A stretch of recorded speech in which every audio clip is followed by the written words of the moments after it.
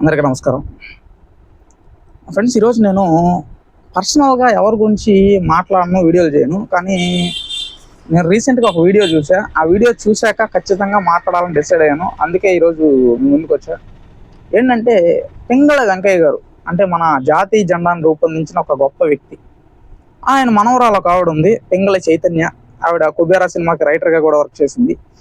ఆవిడేమో ఈ మధ్య వీడియో అంటే ఆవిడదే అనమాట వీడియో చేసింది. నేను ఆ వీడియో నాకు ఎందుకో చాలా ఇబ్బందికరంగా అనిపించింది. అందుకనే దాని గురించి రియాక్ట్ అవుతున్నా. ఆవిడనింది ఆర్ఎస్ఎస్ అనేది ఈవిడికి ఎందుకో ఇబ్బందిగా ఉందంట.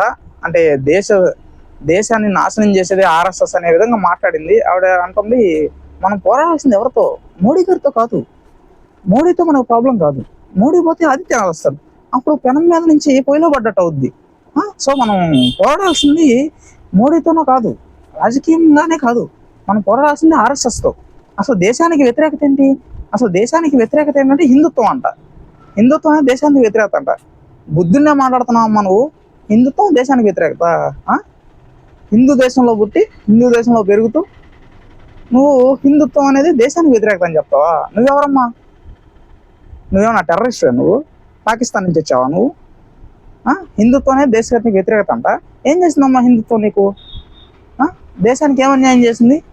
మా హిందువులు హుండీలో వేసిన డబ్బులతో గవర్నమెంట్ అనేది ఆ డబ్బులు తీసుకొని అందరికీ ఫ్రీగా పంచి పెడుతుంది. సో అందులో హిందుత్వం ఉంది. అర్థమైందా? ఇంకేం హిందుత్వం చేసిన తప్పేంటి? ఏం చేసింది ఆర్ఎస్ఎస్? ఏం చేసింది? హిందూ ధర్మ పరిరక్షణ కోసం ఏర్పడిన ఒక సంస్థ ఆర్ఎస్ఎస్. దానివల్ల నీకేం నష్టం జరిగింది?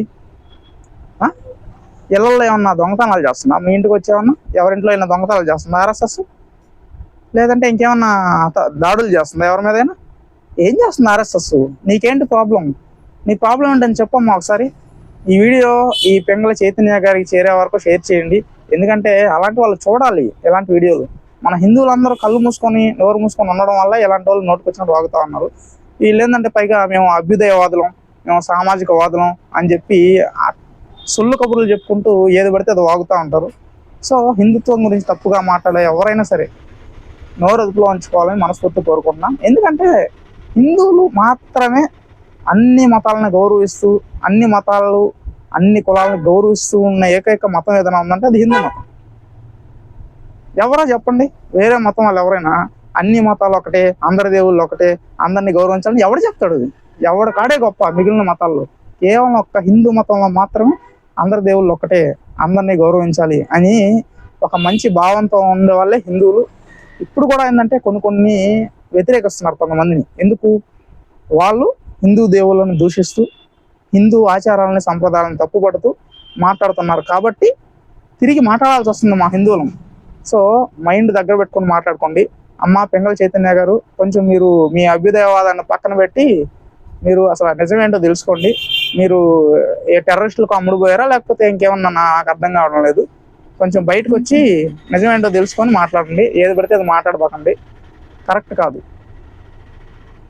సో ఫ్రెండ్స్, మీకు కానీ ఈ వీడియో నచ్చితే లైక్ చేయండి.